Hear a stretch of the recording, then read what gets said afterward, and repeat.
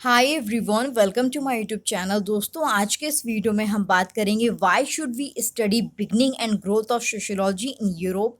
इसका मीनिंग क्या है कि हमें यूरोप में समाजशास्त्र के आरंभ और विकास को क्यों पढ़ना चाहिए। तो आज हम इसकी बात करेंगे। तो जैसा कि आप सभी जानते थे कि हम इस कोर्स में आपकी क्लास 11th की सोशियोलॉजी एनसीईआरटी बुक को डिस्कस कर रहे हैं। हमने अभी तक आपके काफ़ी सारे कॉन्सेप्ट को यहाँ पे डिस्कस कर लिया। मैंने पूरी प्लेलिस्ट बना दी चैनल पे। तो अगर आपने वो वीडियोस नहीं देखे तो प्लीज़ पहले उनको देख लीजिएगा ताकि आपके सारे कॉन्सेप्ट यहाँ पे क्लियर हो जाएं। तो आज हम इसकी बात करेंगे, ठीक है। तो यहाँ पर देखिए, जो हमारा समाजशास्त्र था उसके बहुत सारे जो मुद्दे थे और सरोकार थे वो उस समय की बात करते जब आपकी जो यूरोपियन सोसाइटी थी ना, ठीक है, उसका यहाँ पे एक तरह से जो 1918 और 19 सेंचुरी में एक तरह से जब आपका इंडस्ट्रियलाइजेशन आया था और कैपिटलिज्म आया था, उसके आगमन से यहाँ पर काफ़ी ज़्यादा परिवर्तन हो गए थे। तो जो बहुत सारे आपके मुद्दे यहाँ पर उठाए गए थे, जैसे कि क्या हो गया, जैसे कि आपका अर्बनाइजेशन हो गया, फैक्ट्री प्रोडक्शन हो गया। अभी देखिए, कहीं पर भी आपका अगर इंडस्ट्रियलाइजेशन होगा तो वहाँ पे नए नए शहर बनेंगे। जो आपके लोग होंगे, ठीक है, जो लोग होंगे वो आपके जॉइंट फैमिली को छोड़ करके यहाँ पे क्या आएंगे, शहर की ओर आएंगे। अब शहर की ओर आएंगे तो क्या होगी, हमारी न्यूक्लियर फैमिली बनेगी। क्या बनेगी? न्यूक्लियर फैमिली बनेगी। बहुत ज़्यादा यहाँ पे क्राइम रेट बढ़ गया था, ठीक है, बहुत ज़्यादा मतलब कि एक तरह से कारखाने बन गए थे। और यहाँ पे मतलब कि जो हवा थी वो भी साफ़ नहीं थी, क्योंकि अभी क्या है कि मतलब काफ़ी ज़्यादा गंदगी भी हो गई थी। तो इस तरह की चीज़ें यहाँ पे होती जा रही थी, राइट। तो ये आपको चीज़ें यहाँ पे अर्बनाइजेशन में सिंपल सा यहाँ पे कॉन्सेप्ट को ध्यान रखना है। यहाँ पे देखिए किसका राइज हो रहा था, आपका जो मिडिल क्लास है, ठीक है, मिडिल क्लास है उसका यहाँ पे राइज हो रहा था। क्योंकि देखिए लोगों के पास अब क्या हो रहा था, पैसा आ रहा था। अब जो दिन रात है लोग काम कर रहे तो उनके पास पैसा आ रहा, तो यहाँ पे वो अब खेती बाड़ी को छोड़ करके यहाँ पे काम करने के लिए आ रहे। तो यहाँ पे किसका राइज हो रहा, मिडिल क्लास का राइज हो रहा है। तो ये सारी चीज़ें यहाँ पे आपकी उस समय चल रही थी, ठीक है। तो यहाँ पे इसको आपको ध्यान रखना। अगर हम बात करें आपके इंडिया के कंटेस्ट के बारे में, तो आप जानते हैं कि हमारे भारत में बहुत ज़्यादा यहाँ पे डाइवर्सिटी है, ठीक है। तो यहाँ पे आप जानते हैं कि जो ब्रिटिशर्स थे उन्होंने हमारे भारत में 2 साल तक यहाँ पे रूल किया था। तो यहाँ पे भारतीय होने के नाते हमारा जो पास्ट है, ठीक है, हमारा अतीत है, उसमें आपके देखिए जो आपका कैपिटलिज्म हो गया और कॉलोनिज्म हो गया, ये सभी हमसे जुड़ा हुआ है, हमारे इतिहास से काफ़ी जुड़ा हुआ है, ठीक है। जो आपके पश्चिम में जो पूंजीवाद आया था वो मतलब की तरह से पूरे विश्व स्तर पे, यानी कि पूरा इसका इम्पैक्ट किस पे पड़ा, पूरी दुनिया पर पड़ा था ना, ठीक है। तो ये बहुत ही इंपॉर्टेंट है। यहाँ पे देखिए हमारे भारत में क्या आपकी डाइवर्सिटी तो बहुत ज़्यादा है, लेकिन यहाँ पे भिन्नता नहीं, ठीक है। हमारे देश में भी आपको कैपिटलिज्म का बहुत ज़्यादा असर देखने को मिला था। तो ये यहाँ पे यही चीज़ें लिखी हुई हैं दोस्तों, ठीक है। उसके बाद देखिए यहाँ पे पहले की इंपॉर्टेंट एक्टिविटी को हम देख लेते हैं। काफ़ी ज़्यादा इंपॉर्टेंट पैरा, तो इसको हम एक बार पहले डिस्कस कर लेते हैं, फिर हम आगे डिस्कस करेंगे। तो यहाँ पे लिखा है capitalism and it's global but uneven transformation of society. यहाँ पे किसका ट्रांसफॉर्मेशन हुआ है? सोसाइटी का, ठीक है। तो आप जैसा कि जानते हैं बिटवीन द 17 एंड 19 सेंचुरी, यानी कि 17वीं और 19वीं शताब्दी के लगभग आपके यहाँ पे 24 मिलियन अफ्रीकन्स, यानी कि जो 24 मिलियन अफ्रीकी जो थे उनको यहाँ पे दास बनाया गया, यानी कि नौकर बनाया गया, जिनमें कि आपके देखिए सिर्फ 11 मिलियन जो अमेरिका की यात्रा तक यहाँ पे जीवित पहुंच सके थे। अब देखिए 11 मिलियन कैसे हुआ कि देखिए जब लोगों को, अगर किसी को आप नौकर बना करके ले जाओगे, उसको पकड़ के ज़बरदस्ती ले जाओगे, तो क्या होगा, कुछ लोग भागने की कोशिश करेंगे। भागने की कोशिश में कैसा हो, कुछ लोग बीच में ही मर गए। तो यहाँ पर आपके 24 मिलियन से कितने पहुंचे, आपके 11 मिलियन सिर्फ आपके अमेरिका पहुंचे। और यहाँ पे ये आपके मॉडर्न जो मतलब हिस्ट्री है, ठीक है, यानी कि आधुनिक इतिहास में दिखने वाला जो आपका जनसंख्या का सबसे बड़ा ये आंदोलन था, ठीक है।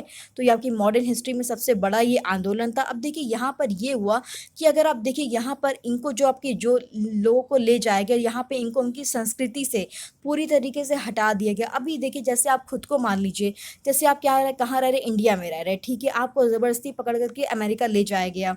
तो यहाँ पे देखिए क्या हुआ, आपका जो कल्चर है, जो आपके रिचुअल है, आपने उसको पूरी तरीके से यहाँ पे छोड़ दिया। आप दूसरे देश में जा रहे हो तो वहाँ क्या कर रहे हो, उनकी लैंग्वेज को फॉलो कर रहे हो, उस वैसी भाषा बोल रहे हो, उनके कल्चर को फॉलो कर रहे हो, वैसे ही रिचुअल फॉलो कर रहे हो, है ना।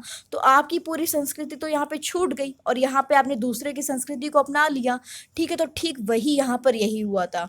और यहाँ पे दुनिया के अलग अलग हिस्सों में इनको जब ले जाया गया तो इनको बहुत बुरी कंडीशंस में डाल दिया गया था, ठीक है। जो लोग को यहाँ से पकड़ करके ले जाया गया अमेरिका, यहाँ पे अमेरिका ले जाया गया, इनको बहुत बुरी कंडीशन में डाल दिया गया। यहाँ पे ये बोला गया, और जो आपका पूंजीवाद था, ठीक है, जो पूंजीवाद था उसकी यहाँ पे सेवा के लिए इनको लगा दिया गया।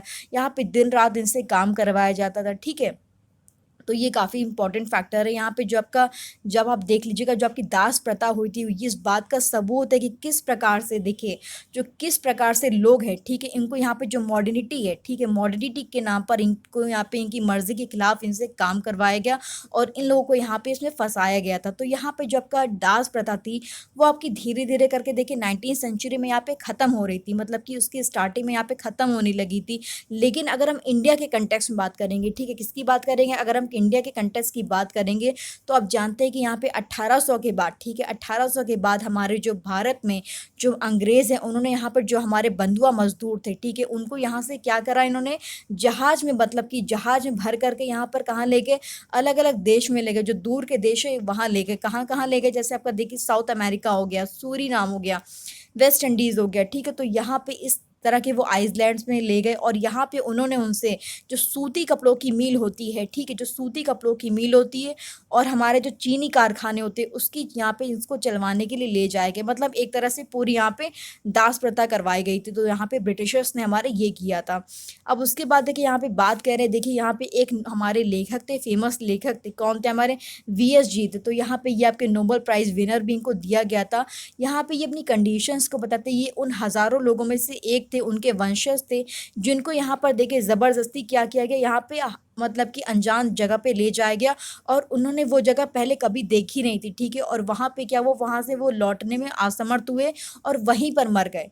तो यहाँ पे इन्होंने, मतलब एक राइटर हैं, ठीक है, लेखक है, उन्होंने अपनी कंडीशन को बताया, जो कि नोबेल प्राइज़ विनर थे। अब देखिए, बहुत बार कैसा होता है कि आप कहीं पर फंस जाते हैं ना, तो वहाँ से निकलना बहुत ही मुश्किल हो जाता है दोस्तों, ठीक है। तो यहाँ पे यही पूरी बात कही कि किस तरह से जो आपके अमेरिका में, यानी कि 17 और 19th सेंचुरी में यहाँ पे लोगों को यहाँ पे ले जाया गया और वहाँ पे उनसे, मतलब कि एक तरह से मॉडर्निटी के नाम पर उनसे यहाँ पे, मतलब दिन रात काम करवाया गया और उनको उनकी संस्कृति से पूरी तरीके से हटा दिया गया। अब वो वहाँ पे जाएंगे तो वहाँ पे उनके कल्चर को फॉलो करेंगे। ठीक उसी तरह से भारत में भी हुआ। जो यहाँ पे भारत में क्या हुआ, ब्रिटिशर्स ने जो हमारे बंधुआ मजदूर थे, उनको यहाँ पे, जो हमारे साउथ अमेरिका हो गए, ठीक है, वेस्ट इंडीज़ हो गए, जो आपके सूरीनाम हो गए, यहाँ पे इन देशों में ले जाया गया और यहाँ पे इनसे सूती कपड़ों की जो मील होती है, तो चीनी कारखाने होते हैं, उनसे यहाँ पे दिन रात काम करवाया। तो यहाँ पे पूरा स्लेव सिस्टम चल रहा था। आई होप कि आपको ये पैराग्राफ क्लियर हो गया होगा। यहाँ पे इसको केस स्टडी की तरह देख सकते हैं। अब यहाँ पर देखिए, एक बहुत ही इंपॉर्टेंट पॉइंट है। यहाँ पे जो हमारे आर के लक्ष्मण जी हैं, वो यहाँ पे एक मॉरिशस की यात्रा में यहाँ पे बात कहते हैं। तो यहाँ पे वो कहते हैं कि यहाँ पे अफ्रीकी हो गए, ठीक है, चाइनीज़, बिहारीज, ठीक है, डच, पर्शियंस, तमिल, अरब, फ्रेंच, इंग्लिश, ये सभी जो लोग हैं ना, एक दूसरे के साथ मिलजुल कर रहते हैं। तो यहाँ पे एग्जाम्पल देते हैं, एक बंदे का एग्जाम्पल देते हैं कि वो बंदा जो है वो तमिल का है, ठीक है, उसका जो चेहरा है ना, उसका चेहरा कैसा है कि साउथ इंडियन जैसा दिख रहा है। मतलब कि साउथ इंडियन वाले लोग अलग थोड़ा दिखते हैं ना। तो मतलब आप देखते हैं कि आप भारत की जगह अगर बात करोगे तो वहाँ पे आपको देखने को मिलता है कि आप शक्ल से पहचान जाते हो कि ये आपके किस, मतलब स्टेट का पर्सन है, ठीक है जी। बिहारी लोग अलग दिखेंगे, साउथ इंडियन लोग अलग दिखेंगे, नॉर्थ के लोग अलग दिखेंगे। तो यहाँ पे थोड़ा सा फेस का भी डिफरेंस हो जाता है। तो उसको यहाँ पे उसने अपना नाम क्या बताया, अपना नाम बताया आपका राधा कृष्ण गोविंदम बताया था। तो यहाँ पे उसका नाम क्या था, आपके राधा कृष्ण गोविंदम था, जो कि आपके सचमुच आपके कहाँ का था, बिहार, मतलब मद्रास का था, ठीक है। यहाँ पे लिखा हुआ, एक मिनट हम देख लेते हैं। हाँ, तो यहाँ पे वो क्या था, मद्रास का था और उसको यहाँ पे तमिल में बात कर, मतलब उन्होंने जब बात करी तमिल में, तो वो क्या कर रहा था, उसने उन्होंने, मतलब कि जो फ्रेंच थी उसमें जो टूटी-फूटी इंग्लिश में उन्होंने जवाब दिया और वो इस बात को देख कर के बहुत ही आश्चर्यचकित रह गए, क्योंकि यहाँ पे जो गोविंद था, ठीक है, उसको यहाँ पे तमिल का बिल्कुल भी ज्ञान नहीं था और उसने कभी भी, मतलब कि तमिल में उच्चारण भी नहीं किया था, यानी कि प्रोनाउंस भी नहीं किया था। तो यहाँ पे यही बात करी गई। अब देखिए, यहाँ पे सिंपल सा है, क्या आपको समझ में आ रहा है? अगर, मतलब क्या हुआ कि उस बंदे को यहाँ पर, देखिए क्या हुआ कि, मतलब कि उसको यहाँ पे पकड़ करके ले गए होंगे काम करवाने के लिए, तो उसने क्या किया, अपना जो कल्चर है उसको वो पूरी तरीके से भूल गया और जो उसने दूसरे का कल्चर था उसको अपना लिया था। यानी कि उसको अगर यहाँ पे तमिल आनी चाहिए थी तो वो तमिल नहीं बोल पाता था और उसने जवाब किस में दिया, आपके फ्रेंच लैंग्वेज में दिया, ठीक है, फ्रेंच लैंग्वेज में टूटी फूटी इंग्लिश में दिया जवाब। तो यहाँ से यही आपको जानने को मिलता है कि उसने अपना जो पूरा कल्चर है वो अपना भूल गया था वो, एक तरह से। तो आई होप होप कि आपको इस पैरा में पूरी चीज़ें क्लियर हो गई होंगी। नेक्स्ट वीडियो में दोस्तों बात करेंगे the growth of sociology in India. तो अगर आपको ये वीडियो पसंद आता तो प्लीज़ मुझे ज़रूर बताइएगा कमेंट सेक्शन में, और प्लीज़ अगर आपने चैनल को सब्सक्राइब नहीं किया है तो प्लीज़ गाइस ज़रूर सब्सक्राइब कर लीजिए। काफ़ी मेहनत लगती है वीडियोज़ बनाने में, और मैं कोशिश करूँ कि मैं कंटिन्यू वीडियोज़ अपलोड कर पाऊँ। तो प्लीज़ थोड़ी सी मोटिवेशन की ज़रूरत तो पड़ती है, तो प्लीज़ इतना सपोर्ट ज़रूर करिएगा और कमेंट सेक्शन में अपना फीडबैक ज़रूर दीजिएगा। थैंक यू सो मच दोस्तों, कीप लर्निंग।